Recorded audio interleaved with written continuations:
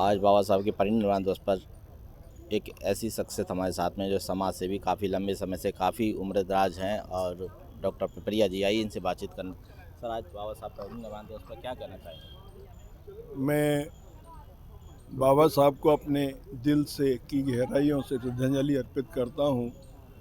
बाबा साहब ने इस देश के लिए, मानवता के लिए, विश्व शांति के लिए जो कार्य किए हैं वो अद्वितीय कार्य हुए हैं।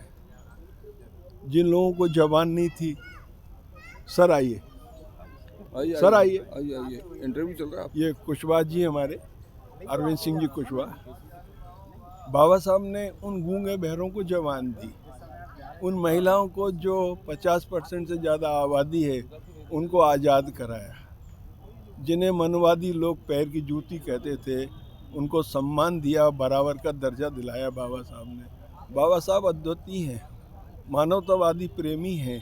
इस देश को संविधान ही नहीं दिया, इस देश को सभ्यता दी, जीने का अधिकार दिया और जीने का तरीका भी बताया।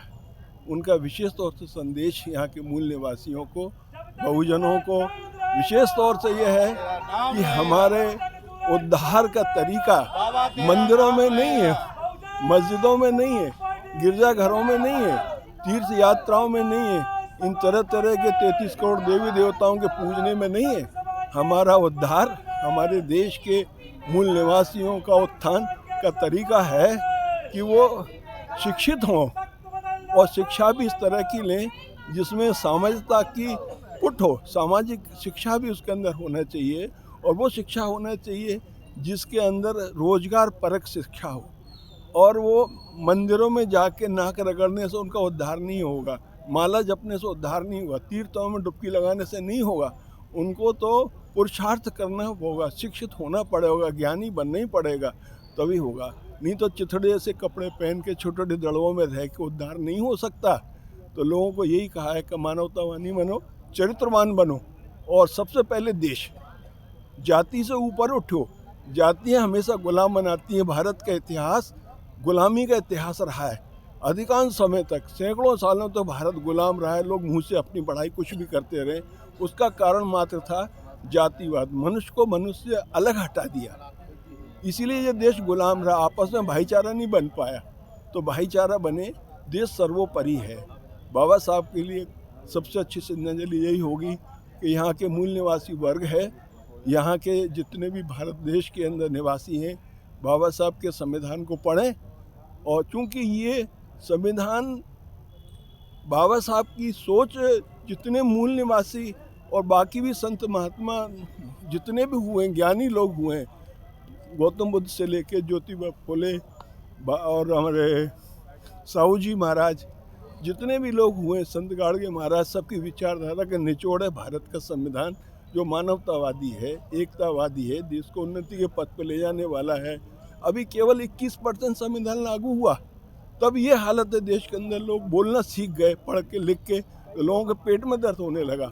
यदि 100% ये संविधान लागू हो जाता है, नीयत अच्छी होती संविधान लागू करने वालों की, तो इस देश के हर आदमी की बल्ले बल्ले होती।